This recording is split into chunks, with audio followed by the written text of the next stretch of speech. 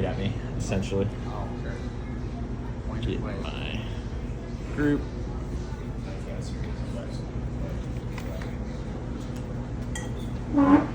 Alrighty guys, welcome here. Today we're going to be talking a little bit about sleep.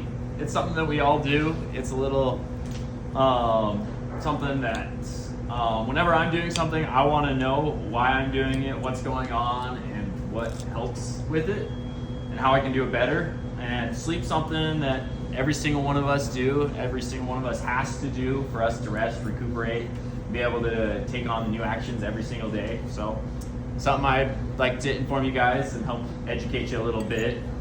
So today I'm going to be talking about REM sleep, what it is, our circadian rhythm,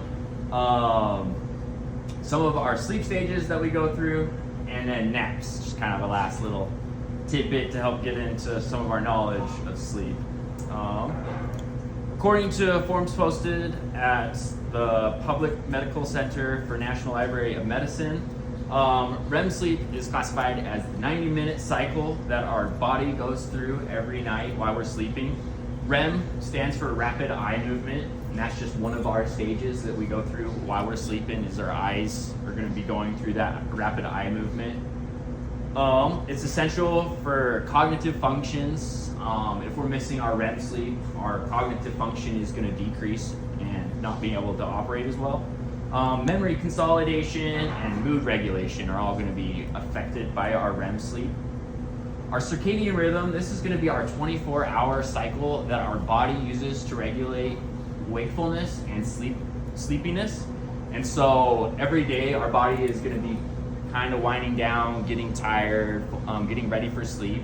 And if we're able to stay on that circadian rhythm and go to sleep at that same time, there is a ton of health benefits that come with it, and we're able to consistently hit those REM cycles every night.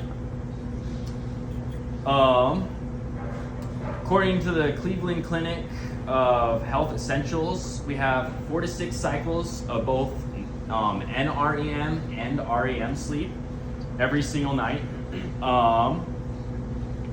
We have to go through these cycles 4 to 6 times, switching back and forth between a non-REM cycle and a REM cycle, be the first and then second.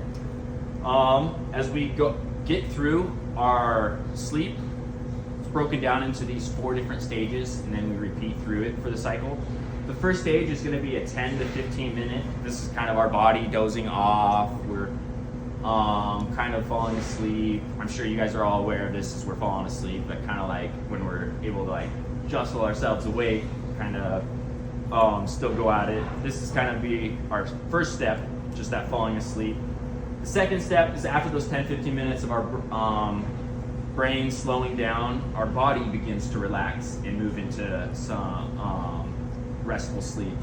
Our heart and our breathing both slow down, and this is approximately 30 minutes after we've started falling asleep. And our eye movement will now begin to stop in this stage.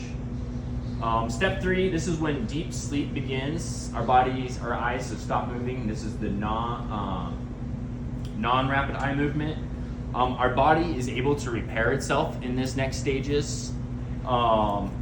It's anywhere from 20 to 40 minutes, and this is where our body is fixing any issues that we've gone through or any injuries, anything like that. And it takes approximately 20 to 40 minutes. And the older we get, the less often our body does it. And so we don't recover as well when we're a little older. So that's just where our age shows in our sleep. And then last, after we've gone through those 10, 15 minutes of falling asleep, 30 minutes of our body shutting down, and then 20 to 40 minutes of our bodies recovering, we've hit about this 90-minute mark, and that's when our rapid eye movement sleep begins. We're able to go through a 10-minute cycle of rapid eye movement during this, and that's when our brain recovers, and we're able to get some of our cognitive functions back, and memory consolidation is what happens during this REM cycle. After this step, our body repeats back to step 2, the body beginning to relax, and then goes back into the non-rapid eye movement, and it has to go through these stages 4 to 6 times within a 24-hour cycle for our bodies to feel fully rested. Last, we're gonna kind of go over naps. The ideal nap is gonna be in that first and fourth stage.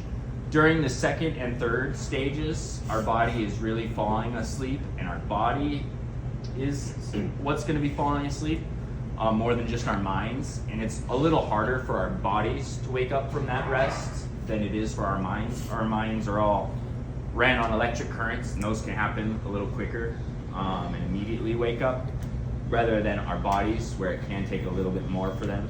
And so for naps, if we're shooting for that first stage and fourth stage, the 20, 30 minutes of a first falling asleep before our body starts to really fall asleep, or after that full 2 hours into the stage 4, where we've already gotten some rapid eye movement, our bodies are able to really benefit from those naps. During the third and fourth stages, our body has a hard time waking up, our brain may still be shutting down, or trying to act like it's supposed to be shutting down. Yeah, this was done by the Mayo Clinic to help study naps and how they can affect other people. So yeah, we kind of went over rapid eye movement, the stages of sleep, and what naps would benefit us best. So hopefully you guys are able to leave here learning a little bit, feel educated in some kind of way. Thanks. Nice. Who's ready for the quiz?